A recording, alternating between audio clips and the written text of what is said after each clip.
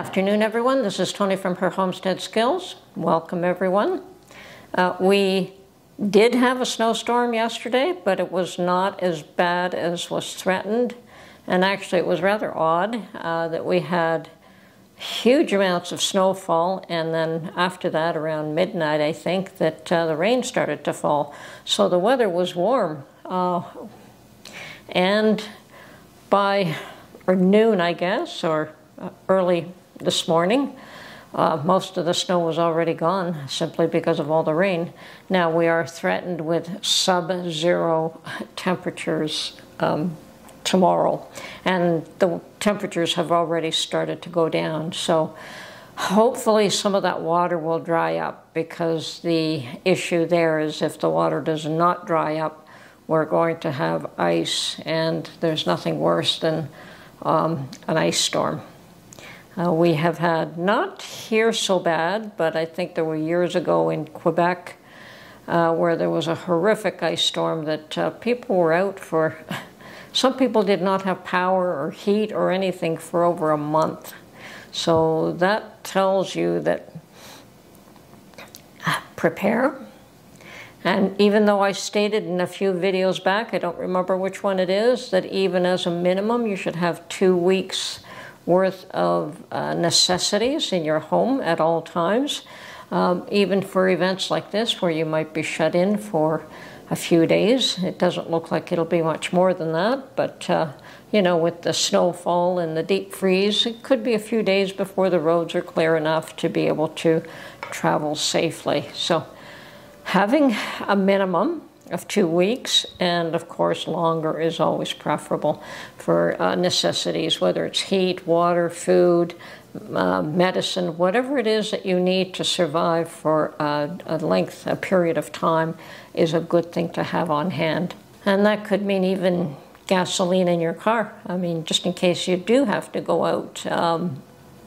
You know best for you what are necessities for your life. Everyone's life is different. Everyone's circumstances are different. Everyone's needs are different. And if you live in an apartment, it's certainly different than if you live in a home or if you live on a farm. So with land and animals, certainly with animals you have even more to contend with. And even when I lived in a house, I really didn't have any more than a cat. And of course, a poor little feral cat. Somebody reminded me that they looked after a feral cat. And yeah, we did too. The last few years we were there. And couldn't convince him to come inside in the winter. He was definitely a street cat. Although he didn't mind so much me touching him a little bit. He'd gotten comfortable with that, so I could just pet him barely. And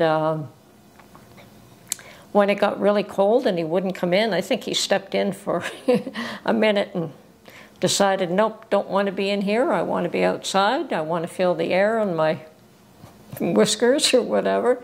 I felt so bad and prepared a very large cardboard box. Actually, I sealed it up and cut a hole in it, but before I sealed it up, I put blankets in there. So he was able to crawl in and out, and it was in a sheltered spot, so there wasn't a lot of wind or rain or wetness or snow or anything that piled up there. And he took to that. He definitely took to that, because it was where he was accustomed to being fed, on my front porch. And yeah, it was rather unsightly, but that was fine. I had no issue with that over the winter to keep him warm and safe. The only thing I worried about were other animals taking advantage of it, but he seemed to guard his little home, so that was fine. I didn't have any other animals moving in there. Certainly didn't want raccoons, but I think raccoons are, I don't know if they hibernate during the winter. You don't seem to see them so much then. Anyway, or skunks. I mean, those were the two main ones that you really didn't want. Both of them could be pretty ugly in their own way. So, yeah, he was fine. And then when we had to leave, I was obviously a little bit concerned about him, but my neighbor told me that another lady close by, another one of our neighbors, was feeding him all the time as well. So he was going to be looked after. There was really not too much more that I could do for him. So I don't know if the new owners of that home chased him away or looked after him as well, but he was being fed elsewhere. And there were a number of people apparently that were feeding strays. I knew of another family that apparently fed many strays, not just one or two. So strays and feral cats. I don't know why we had so many feral cats that year or two, but we did seem to, for a short period of time there, we seemed to have quite a number of them. Anyway, yes, if you have animals, definitely the cold is the cold and the wet and the snow and the rain is certainly something that you have to consider some sort of shelter for them, whether they're yours by design or yours because you chose. I think that poor little cat adopted us more than we adopted him, but that's okay too. Getting back to preparing, yes, you need to prepare, and yes, we understand that energy issues are at the forefront of what's happening, and the cost of everything that's going up is all related to energy. And I understand that people are rejecting these electric cars. I'm sure that they are the cars of the future. They're just not the cars of today. I don't think I myself would want one today. I don't think that they're quite there for my purposes. I mean, if I was only going to travel a very short distance and I had some place to plug it in at home that was safe, and I'm hearing these days that even that's not safe, and that the batteries are definitely an issue, and the cost of repairing or replacing a battery is an issue, the technology is not there. That's what we used to call bleeding edge technology when I was in the tech industry. So yes, there was always that crowd that wanted to be the first in line to get anything new.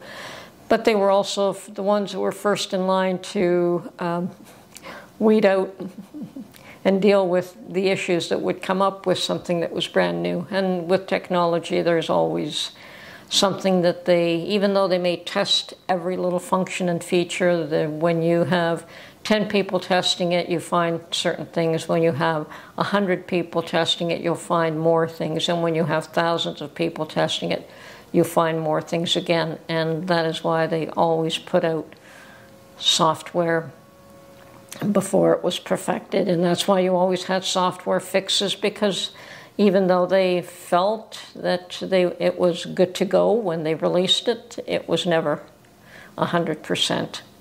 The more people that use a product, the more issues you find with it. I guess it's the same with any medication, you know, that some people react to medication a certain way and others react to it in a different way, and you find all kinds of issues when it is put out in the public in large quantities. Same as anything else. Not every person reacts to everything in exactly the same manner. Same with food. Some people can tolerate certain foods and others are allergic to certain foods. So yeah, we're all different.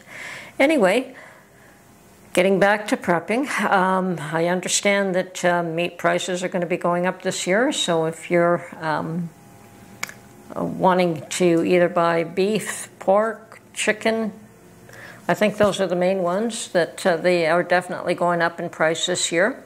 I understand at least 5 to 10%. So anything that you can get your hands on now and put away is money in the bank, I guess. Food in the bank, money in the bank, it's pretty much the same thing. The farmers have not really restocked all the animals that they slaughtered during the time when they couldn't feed them. So it's going to take a few years for that stock to come back up to normal, should they choose to do so. Some may decide to no longer be part of that industry because it does have its issues as well. So, you know, you don't look after a farmer. People have to understand that the farmer is the one that feeds the population. It's not that everyone feeds themselves anymore. We're not self-sufficient. We can't be self-sufficient. There is always something that we need from the farmer. Now, to a certain degree, we could attempt to be self-sufficient, but there's always things that we're going to have to buy. Of course, unless you have and it has happened, a very limited diet, a very limited, I mean, people have been known to live off rice, and people have been known to live off potatoes when push comes to shove, but we don't want to be in that position if we don't have to be. You know, even rice and beans, there's enough protein and starch there to look after us. At a minimum, we will survive. You have enough heat, water, and a minimum of proteins and starch, you will survive. But surviving and living are two different things. And we really don't want to get into the position where we are just surviving. So anything that we can do to alleviate potential issues down the road is a good thing. We have no idea where the world is heading. I've heard, is it Switzerland or Sweden? One of them. I think it's Sweden was telling their people to prepare for war. So is this just a warning that it could come their way? Is it something that they expect? Is it just they're being cautious? We don't know. And we know that just wars seem to be breaking out everywhere. I mean, even recently, the US and UK are entangled in other wars. They're entangled in the Ukraine-Russia deal. They're entangled in the Israeli-Hamas deal. They're entangled in now what has become a Houthi, whatever. So there's wars that are just breaking out everywhere. Small skirmishes that can explode into something much larger. And I don't think that anybody, any country is actually prepared for an all-out sustained war. I don't even think that, and Canada certainly isn't. No. Canada does not have the wherewithal to lend very much of a hand there. Does that mean that Canada will be exempt? Not on your life. We can get dragged into it just as much as anybody else, and just because we have the U.S. for a neighbor doesn't mean that they're going to save us too. Yeah, I think that people have to learn a little bit that we have to become more aware of what is going on in the world and how it could affect us, and to be prepared for a number of outcomes and the potential to be dragged into an all-out situation worldwide, and what that will do to your security and to your food system, and to, you know, be able to get the things that you need and want. I mean, need is always comes first and want is always second.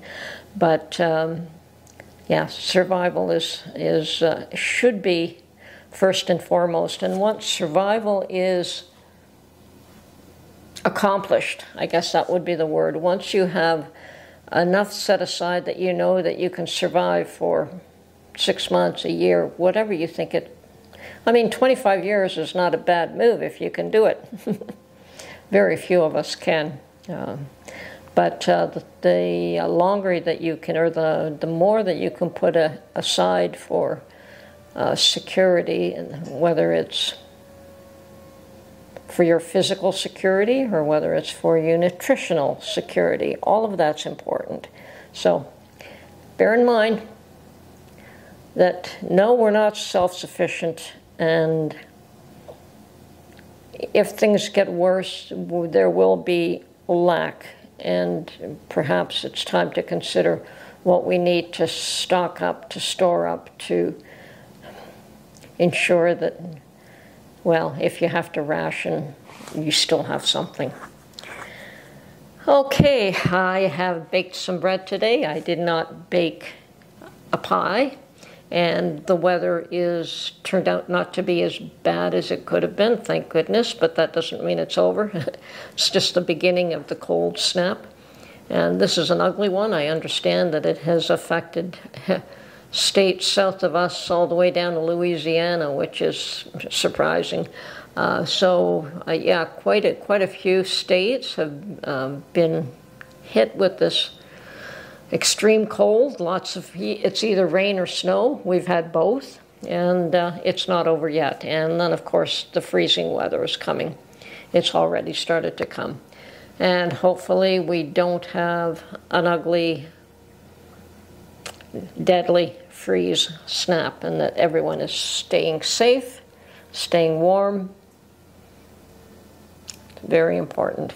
Anyway, baking cookies and baking bread and baking pies is a sure way to stay warm, and no harm in any of that. So enjoy your day, stay out of the cold, and if you'd have to go out in it, bundle up and stay safe. And anyway, I'm okay for now. Travel is nowhere near as bad as I thought it would be, so I may even venture out a little bit today. Or if not today, probably tomorrow, if it's safe to do so. Anyway, this is Tony from Her Homestead Skills. Have a good day, everyone. Bye for now.